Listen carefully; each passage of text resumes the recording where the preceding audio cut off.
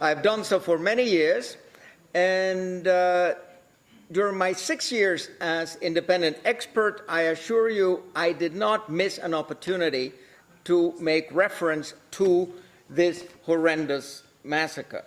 It is actually a tremendous documentation that is contained in this book, including, that is shocking, a facsimile of the fatwa signed by Khomeini ordering the murder of 30,000 human beings.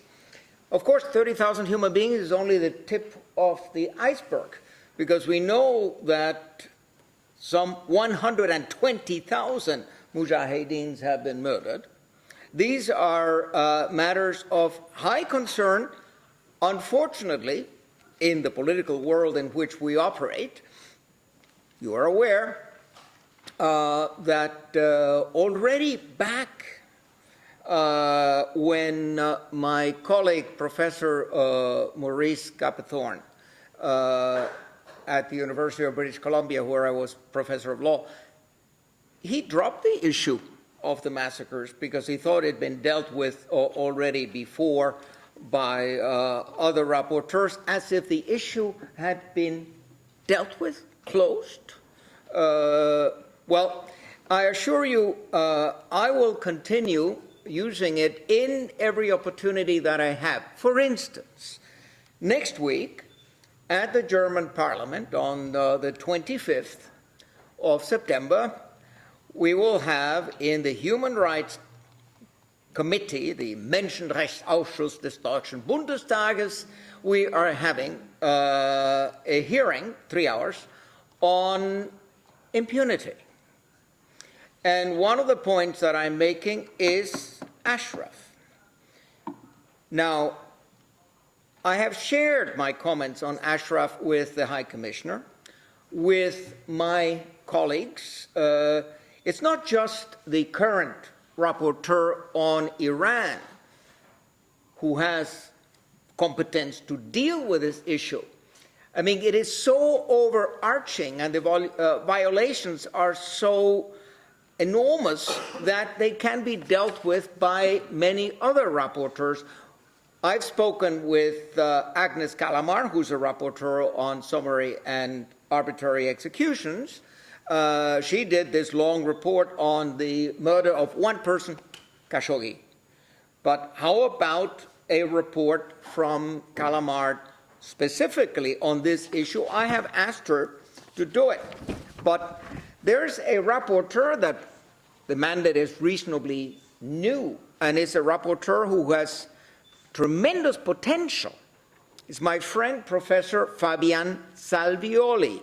He is the special rapporteur on the promotion of truth, justice, and reparation.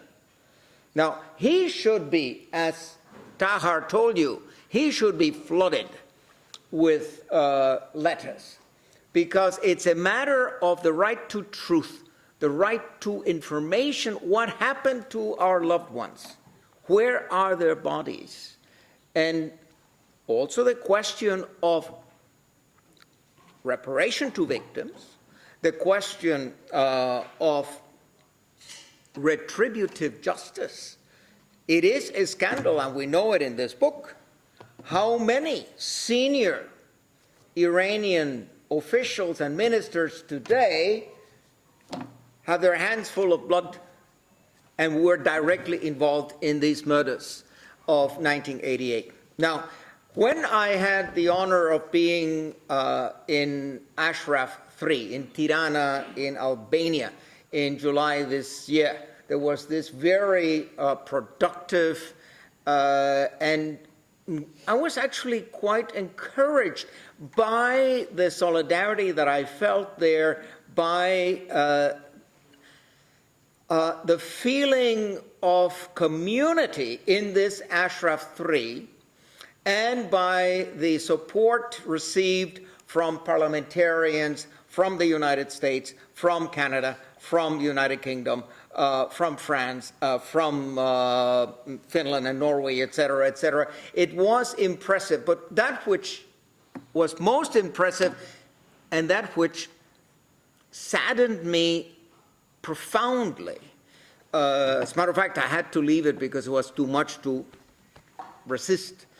I spent a good 3/4 of an hour in the museum documenting the persecution of the Mujahideen and the crimes committed in Iran during the reign of the mullahs.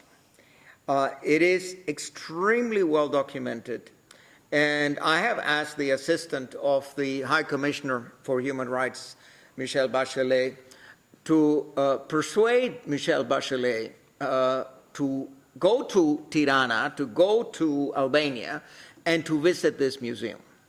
I mean, it is so humanly moving. It is important that you internalize it. And I am optimistic that with all the letters from you, from the victims, from the relatives of the victims, that this Office of the High Commissioner for Human Rights will take a strong position on this issue of investigation and the issue of impunity. I shared with the High Commissioner and with several of my colleague rapporteurs the statement, one statement that I gave in Ashraf. I will just read a couple of lines from it, and then I will move on to the recommendations that I made. I wrote, "A crime as monstrous as the execution of over 120,000 human beings in Iran, including many women and children, by successive Iranian governments under the mullahs, constitute crimes against humanity within the definition of Article 7 of the 1998 Statute of Rome. A particularly grotesque chapter was the 1988 massacre of 30,000 political prisoners, mostly members of the People's Mujahideen Organization, on direct orders of Ayatollah Khomeini. The fatwa against the People's Mujahideen was not a religious act, but an act against God, an act against humanity, unjust, un-Islamic, un-Christian, un-Judaic." I proceeded to summarize what some of my colleagues had done before, including Christoph Haynes, Ahmed Shahed, and the late Asma Yanhangir, who showed enormous courage in what she did, because I am sure she was under political pressure, as I'm sure the current rapporteur is under political pressure. Now, moving on to some conclusions and recommendations that I read out, I said the High Commissioner for Human Rights and the Human Rights Council should place the 1988 massacre on their agenda and appoint an international commission to investigate this monstrous crime. The Special Rapporteur on the human rights situation in Iran, that's his business. He should be carrying out an in-depth inquiry.